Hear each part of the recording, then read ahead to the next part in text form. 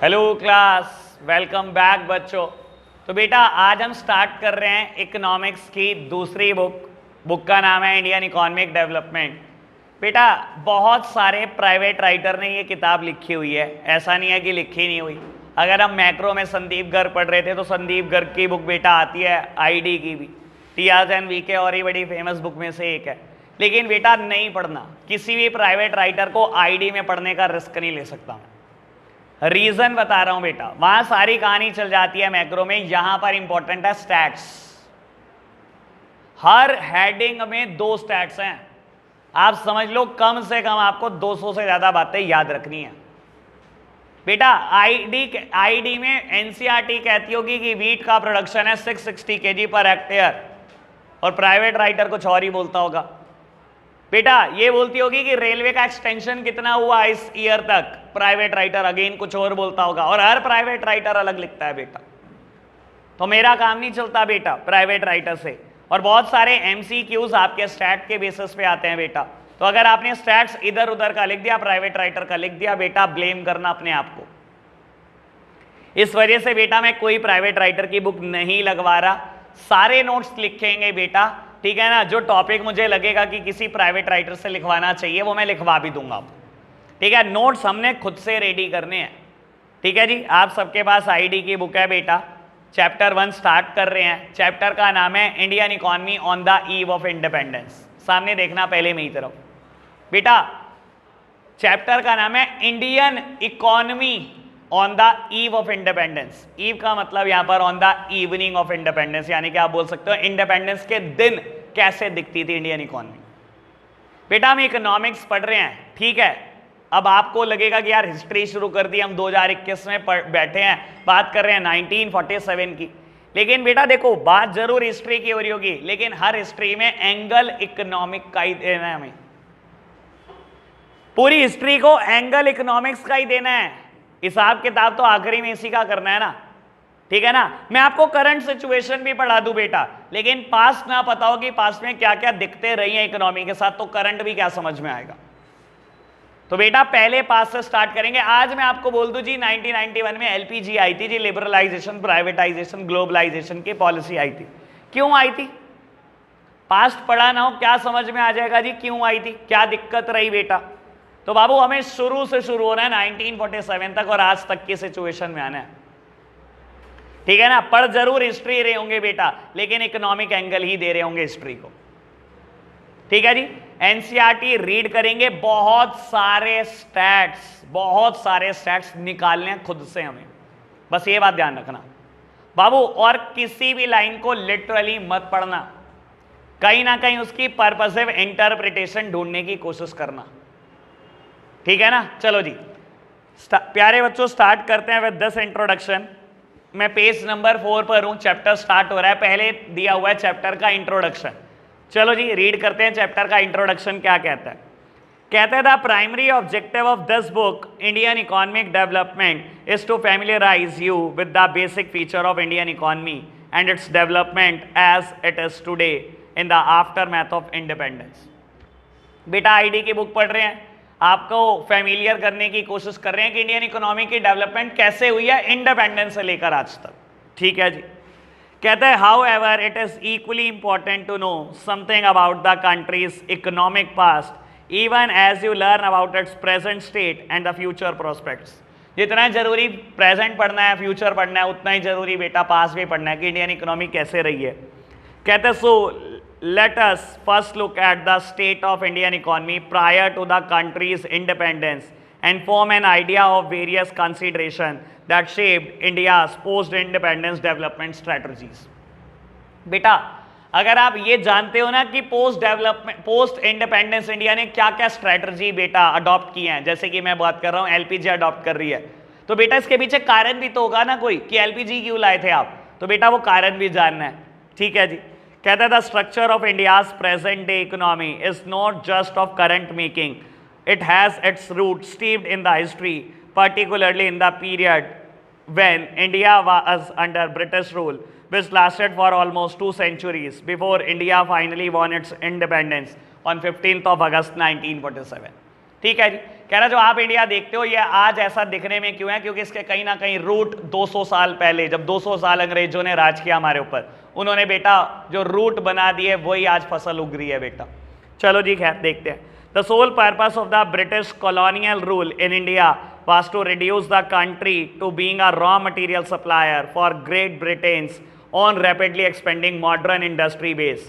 An understanding of exploitative nature of this relationship is essential for any assessment of the kind and level of development which the Indian economy has been able to attain over the last 6.5 decades. देखो बेटा बहुत सारी चर्चा करूंगा, लेकिन चलो एक बात बता देता हूं यहां पर बीच में आई। देखो बेटा जो आप आज इंडियन इकोनॉमी देख रहे हो ना, ब्रिटिशर्स ने ना पूरी तरीके से लूटा है, और लूटने का तरीके बहुत बहुत बढ़िया बढ़िया उन्होंने इस्तेमाल करे, आप सोच भी नहीं सकते। आपको अंदाजा भी नहीं होगा बेटा, इंडिया बहुत सारी चीजों के लिए फेमस हुआ करता था। एक एक करके सबसे पहले इन्होंने इंडिया से उसकी प्राइड छीनी, ठीक है ना। और इकोनॉमिक एंगल दो तो क्या करते थे बेटा, ये समझ लो बेटा, ये ग्रेट ब्रिटेन है, ठीक है ना। ये किया क्या करते थे, इंडिया से सारा रॉ मटेरियल एक्सपोर्ट करते थे, और बेटा रॉ मटेरियल का एक्सपोर्ट इन्होंने ड्यूटी फ्री कर रखा था, यानी कि no taxes on export of raw material, ठीक है। और बेटा फिनिश गुड्स तैयार करते थे ब्रिटेन में और उसका इंपोर्ट कर लेते थे बेटा, ठीक है ना। And import is also duty free. अगर आप ब्रिटेन से इंपोर्ट कर रहे हो तो ड्यूटी फ्री है, ब्रिटेन को एक्सपोर्ट कर रहे हो ड्यूटी फ्री है। लेकिन अगर किसी और कंट्री में इंडियन इंडस्ट्री ने सोचा ना कि मैं एक्सपोर्ट कर दूं, तो बेटा उसके ऊपर हैवी टैक्सेस इंपोज कर देते थे। 100 रुपए की चीज 25-30% टैक्स लगा देते थे बेटा, इतना महंगा कर देते थे कि वो फॉरेन कंट्री में बिक ना पाए,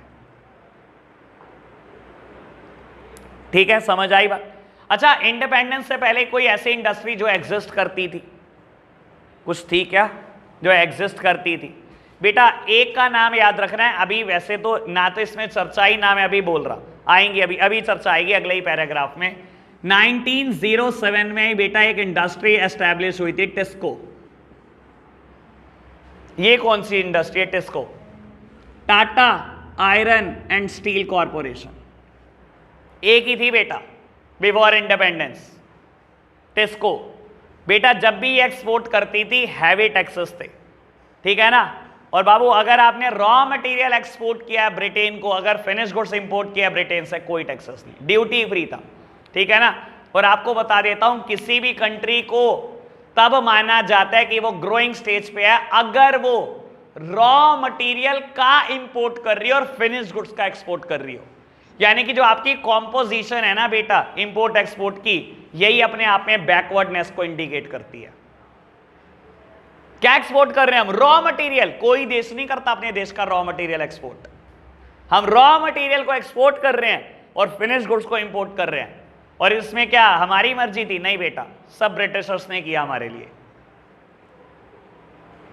कोई भी कंट्री नहीं चाहती ऐसा करना, समझ आया इंट्रो? चलो जी आगे बढ़ते हैं बेटा। बाबू आगे बोलता है low level of economic development under the colonial rule. आप समझते हो कॉलोनियल रूल क्या होता है? क्या होता है कॉलोनियल रूल? क्या होता है कॉलोनियल इकोनॉमी का? क्या मतलब होता है बेटा? देखो समझना, कॉलोनियल इकोनॉमी एक ऐसा इकोनॉमिक सिस्टम है बेटा जिसमें एक कंट्री रूलर होती है और दूसरे को बोला जाता है कॉलोनी, ठीक है ना। ब्रिटिशर्स रूलर थे बेटा, ब्रिटेन रूलर था और इंडिया उसकी कॉलोनी थी। And ruler frame all the economic policy for the colony. Colonial economy क्या होती है बेटा? एक ऐसा इकोनॉमिक सिस्टम है जिसमें एक कंट्री रूलर होती है, दूसरे को उसकी कॉलोनी बोला जाता है बेटा। And the ruler frame all the economic policy for the colony. और यही तो हमारे लिए फ्रेम किया था उन्होंने। Raw material tax free, export अगर ब्रिटेन को हो रहा है टैक्स फ्री, इंपोर्ट अगर ब्रिटेन से हो रहा है टैक्स फ्री, लेकिन अगर और किसी भी देश को होगा तो हैवी टैक्सेस। यही करके गए हैं बेटा वो। चलो जी बढ़ते हैं आगे बेटा। कहता है India had an independent economy before the advent of the British rule, though agriculture was the main source of livelihood for most people, yet the country's economy was characterised by various kind of manufacturing activity. कहता है Britishers के से पहले बेटा हमारा main occupation agriculture था, ठीक है ना। कहता है लेकिन फिर भी कुछ मैन्युफैक्चरिंग इंडस्ट्री फेमस थी। मैंने अभी कहा था ना कि मैं किसी का नाम नहीं ले रहा, नेक्स्ट पैराग्राफ में आएगा, अब आना शुरू हो जाएगा। चलो जी बाबू, कहता है India was particularly well known for its handicraft industry in the field of cotton and silk industry, metal and precious stone work etcetera. बेटा हैंडीक्राफ्ट के लिए फेमस था। हैंडीक्राफ्ट मतलब हाथ की कारीगरी के लिए। और बेटा नाम भी बोलता है किस किस फील्ड में, कॉटन में, सिल्क में, मेटल में और प्रीशियस स्टोन्स में।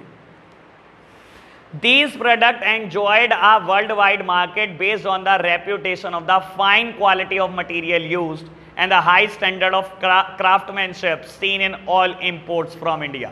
बेटा इंडिया के ये चारों चीजें जिसकी भी इसने बात करी, कॉटन की बात करी, सिल्क की बात करी, प्रीशियस स्टोन्स की बात करी, मेटल की बात करी, अपनी कारीगरी के लिए फेमस थी बेटा। साथ ही साथ इनकी क्वालिटी बहुत फाइन होती थी बेटा, और जिस भी कंट्री को आप एक्सपोर्ट कर देते थे वो तारीफ करता था। ये इंडिया की प्राइड थी, हैंडीक्राफ्ट प्राइड होता था इंडिया का बेटा। और आपको बता देता हूं, इसने ब्रैकेट में लिखा बाद में सी बॉक्स नंबर 1.1। मुझे देखना है बेटा, मुझे छोड़ना नहीं है एनसीईआरटी को कुछ भी।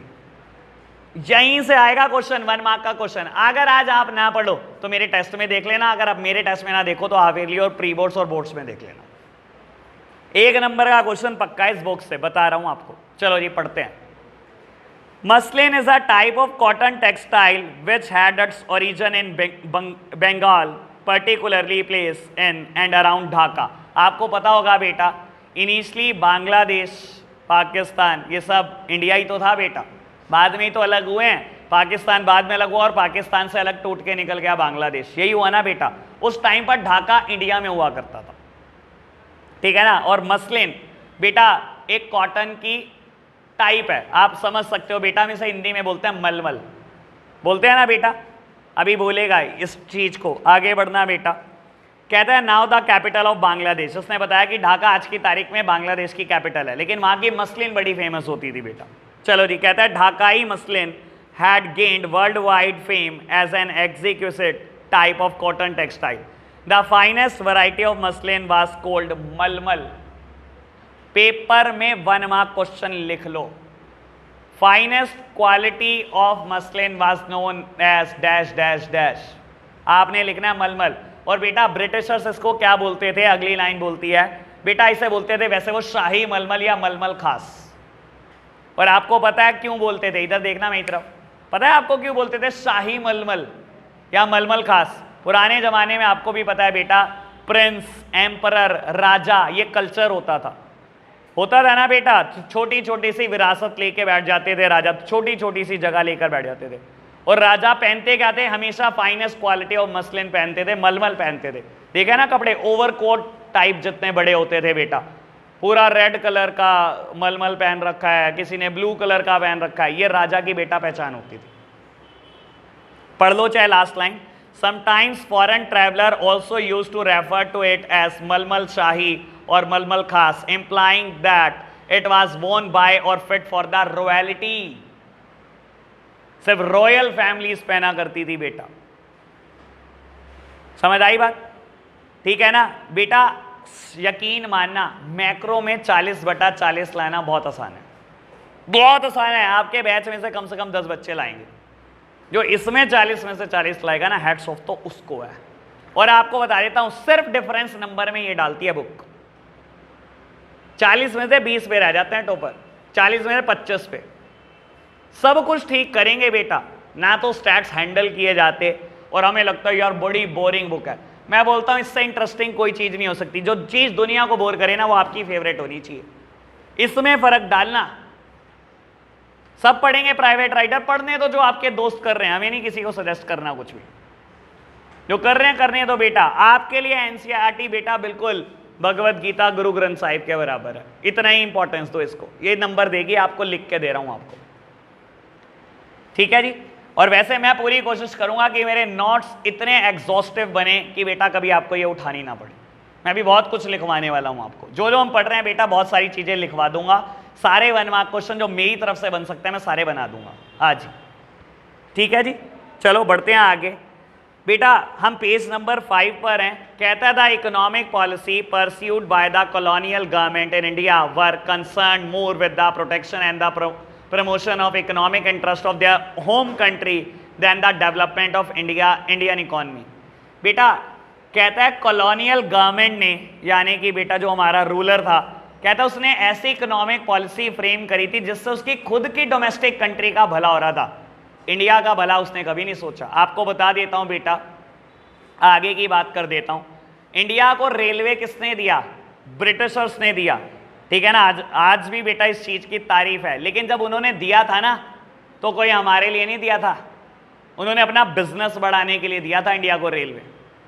ध्यान रखना इस बात को बेटा। अगर उन्होंने कुछ भी किया है बेटा तो बेटा अगर आपको बता देता हूं, इंडिया में सिर्फ टिस्को ऐसी होती थी जो मशीन का प्रोडक्शन करती थी, ठीक है ना। Tata iron and steel corporation ये मशीन का प्रोडक्शन करती थी।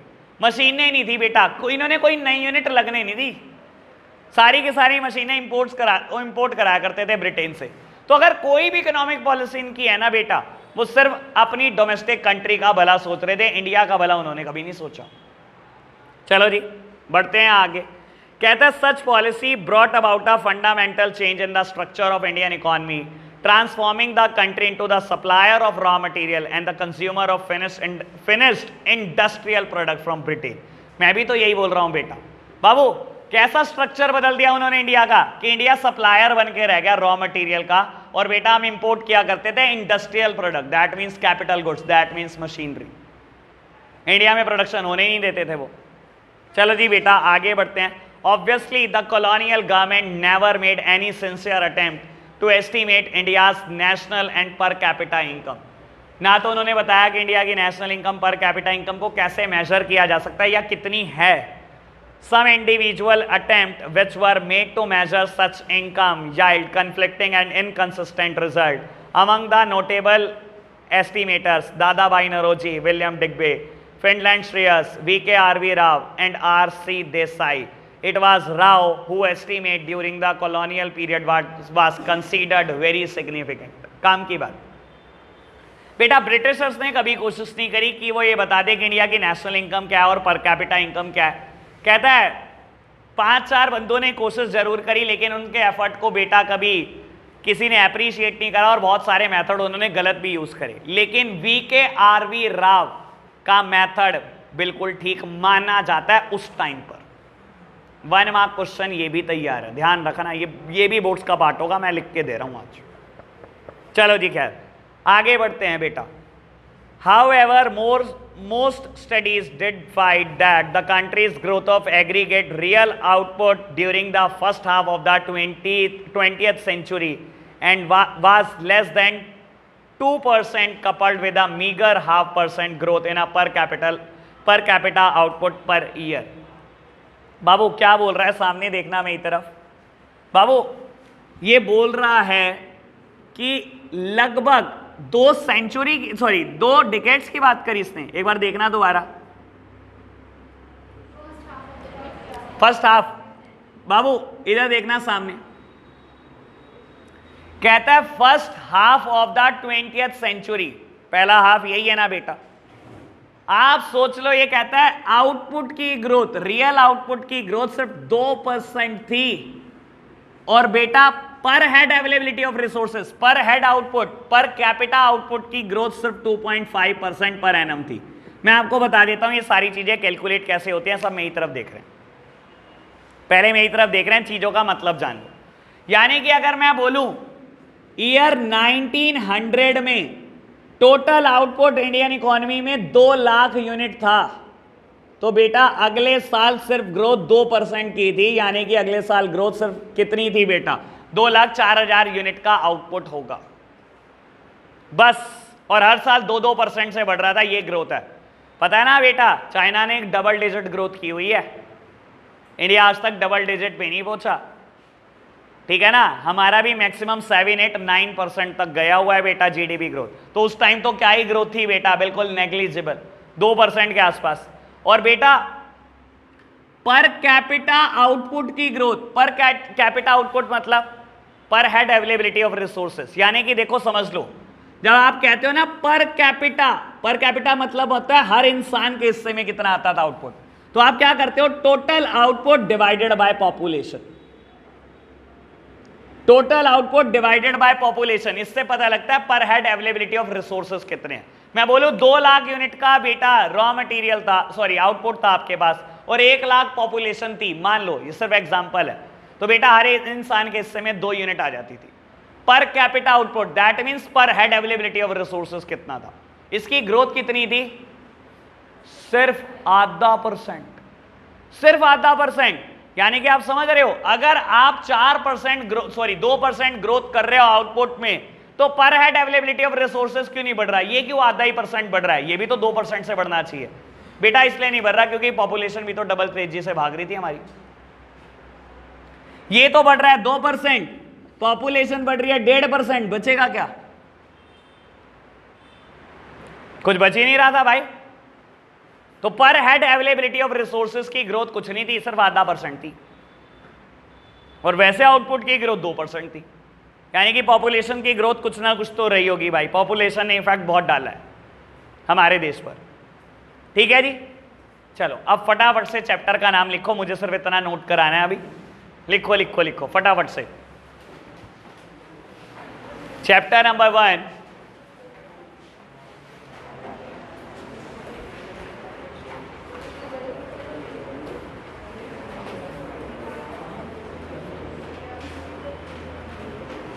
Chapter number 1, Indian economy on the eve of independence. Chapter number 1, Indian economy on the eve of independence.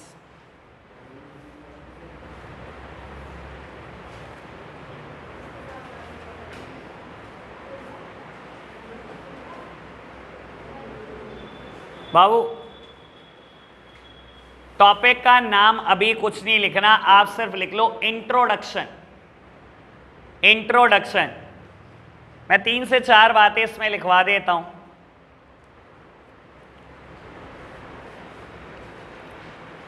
बाबू जब हम नोट्स बनाएंगे ना, तो बहुत बार मैं बोलूंगा बुलेट बनाओ, तो हम बुलेट का यूज करेंगे, बुलेट 1, बुलेट 2, 1 2 3 4 लिखने की जगह हम बुलेट का यूज करेंगे, ठीक है जी। तो फर्स्ट बुलेट बनाओ,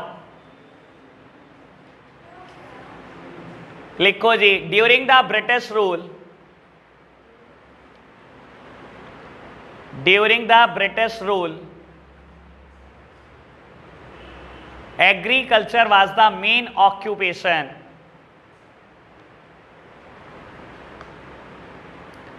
agriculture was the main occupation, but yeah, besides that few manufacturing industries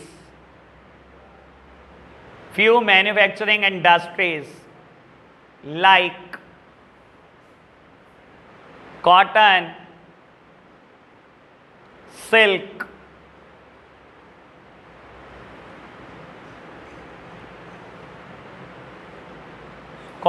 handicraft work on precious metal, handicraft work on precious metal or precious stones, precious metal or precious stones was very famous.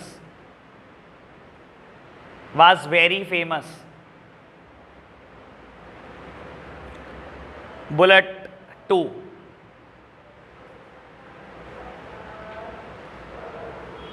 finest quality of muslin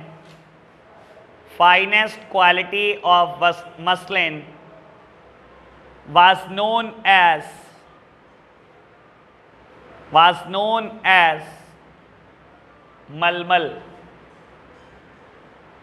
मलमल slash करके 2 और नाम लिख लेना, शाही मलमल और एक और स्लैश करके लिखना मलमल खास।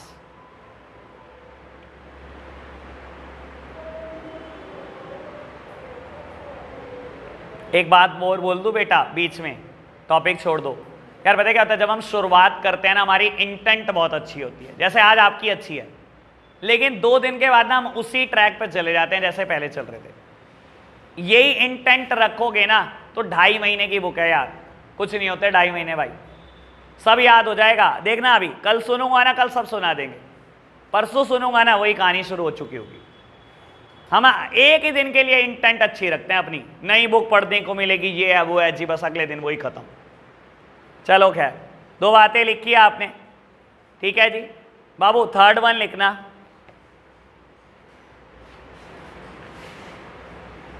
Muslin is a type of cotton textile. Muslin is a type of cotton textile which had its origin in Bengal। Bracket में लिख लेना Dhaka. which has its origin in Bengal। अब ब्रैकेट में लिख लेना ढाका, या इन बांग्लादेश भी लिख सकते हो, आज की तारीख में बांग्लादेश में ये जगह, ठीक है जी। नेक्स्ट बुलेट, 4th बुलेट होगी अब ये। During the British rule,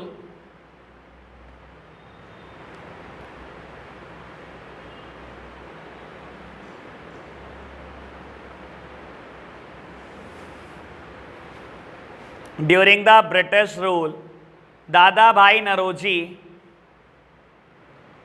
ये 5 नाम बेटा अपनी ना स्पेलिंग देख के लिखना, निकाल लो बुक आराम से देख के लिख लो। Dadabhai Naoroji, William Digby, फिनलैंड Shirras, V K R V Rao and R C Desai, ये 5 नाम लिखकर रुक जाओ।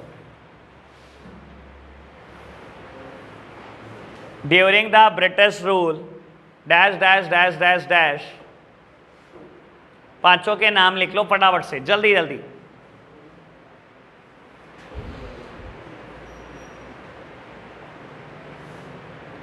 पांचों के नाम लिखने के बाद ये लिखो, were the individuals dash dash dash dash dash, were the individuals who attempt to estimate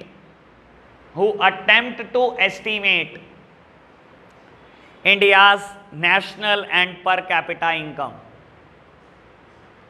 were the individuals who estimate the India's national and per capita income।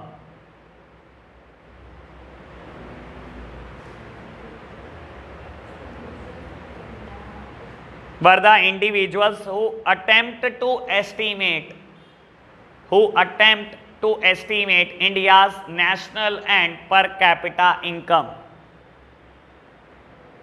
Paragraph change, bullet नहीं कहा मैंने, पैराग्राफ चेंज करना है, बस एक line अभी और लिखनी है इसी बुलेट में। It was V K RV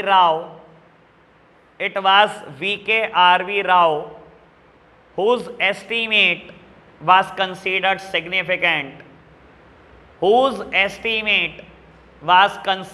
significant during colonial period।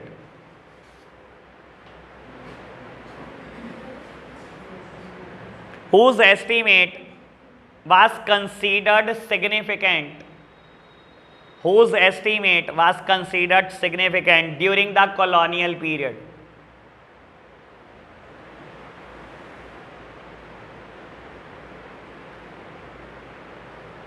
Next bullet, last bullet introduction की, मेरी तरफ देख रहे हो अभी आप बेटा, लास्ट बुलेट इस पे लिख रहे हैं हम, यही बात पर, ये स्टैट्स लिखना जरूरी है क्योंकि ये याद होना जरूरी है बेटा, क्या ग्रोथ हुई थी, ठीक है जी। और बाबू बहुत सारे एमसीक्यू भर भर के मिलेंगे आपको आज से, ठीक है जी। चलो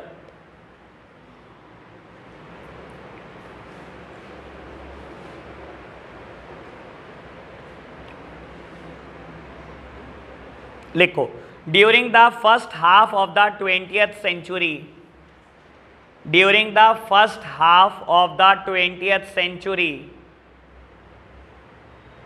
the growth of real output was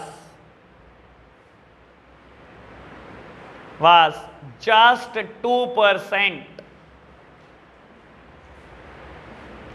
was just 2%, and growth of per capita output and the growth of per capita output, सिमरन जैसे स्पीड से तो लिख रही है ना, कभी नहीं पेपर पूरा हो सकता तेरा, and the growth of per capita output was 0.5%.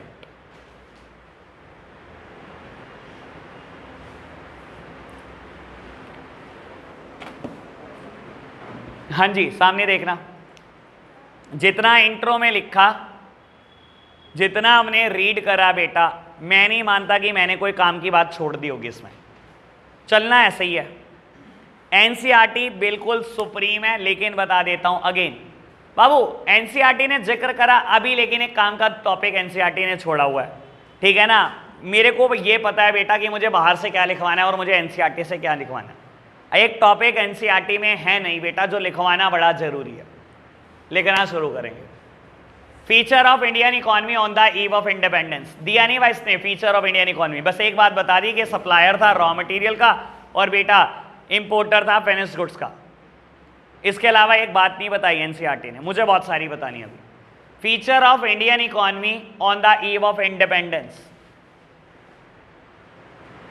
Sir लिखने की स्पीड बराबर होनी चाहिए हमारी, तगड़ी, पेपर भी पूरा करना है इसी साल।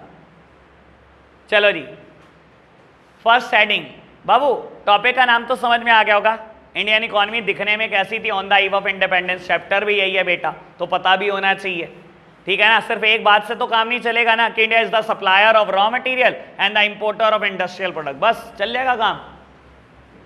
चलो जी, फर्स्ट हेडिंग लिखना बेटा, कॉलोनियल इकोनॉमी। कॉलोनियल इकोनॉमी लिखो जी, फर्स्ट बुलेट। हर हेडिंग में कोशिश मेरी है कम से कम 3 बुलेट होंगी बेटा, और आपको ऐसे ही लिख कर आना है पेपर में, पैराग्राफ फॉर्म में मत लिख कर आना, टीचर को बोर नहीं करना हमने। Colonial economy is the economic system, colonial economy is the economic system in which one country is the ruler, one country is the ruler and the other one is the colony, and the other one is the colony, and the ruler frame, and the ruler frame all the economic policy, and the ruler frame all the economic policies for the colony. Next bullet, British government destroyed, सारी बातें past tense में लिखनी है बेटा, reason आपको पता है, बहुत पुरानी बात चल रही है, कोई प्रेजेंट की बात नहीं कर रहा हूं मैं। British government destroyed domestic industry, छावड़ा जी स्पीड बढ़ा लो, domestic industry by imposing heavy taxes, by imposing heavy taxes. Third bullet, India was only a source of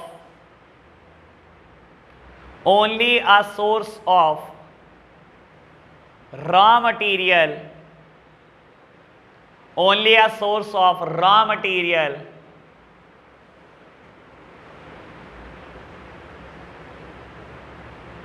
full stop. Next bullet, exports to Britain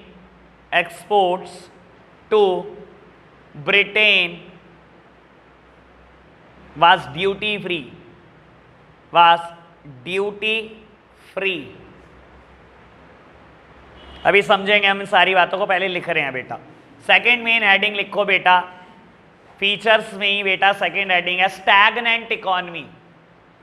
बेटा spelling है STAGNANT, stagnant economy. First bullet, stagnant economy is the economy, stagnant economy is the economy which is stuck at its path of development, which is stuck at its path of development or showing little growth, or showing little growth।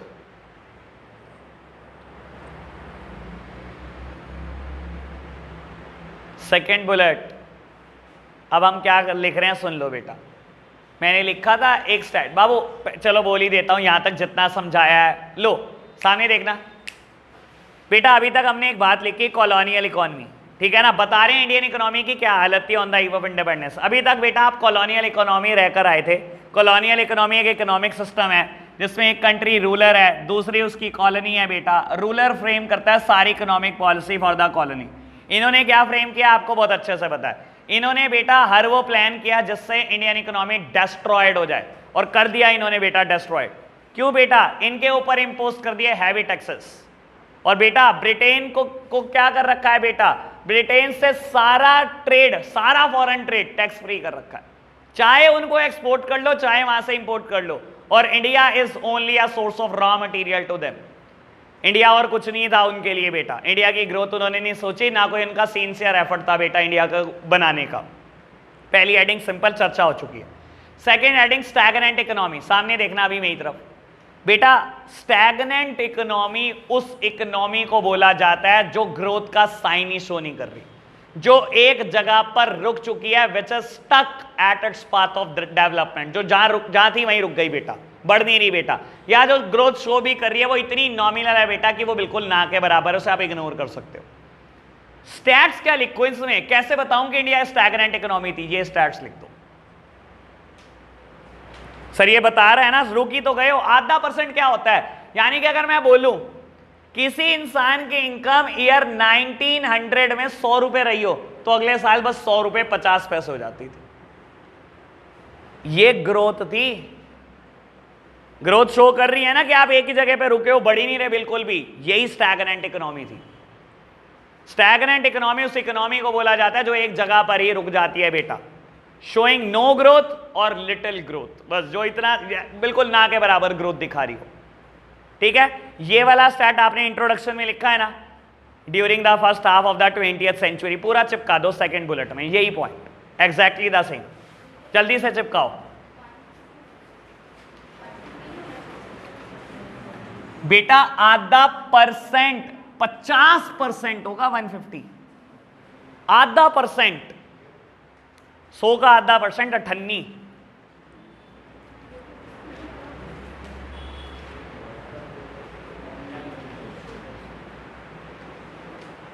जाग जाया कर, यहीं रह कर क्या लिखना है। Introduction में 4th पॉइंट क्या लिखा तूने?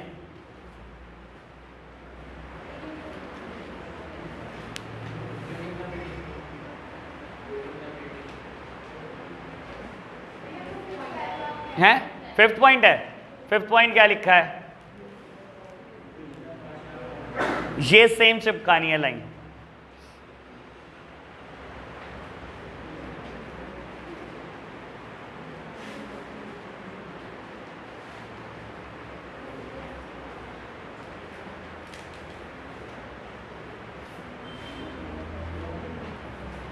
अभी आज के लिए बेटा इतना ही रखते हैं हम, कल मिलते हैं, बाय बाय।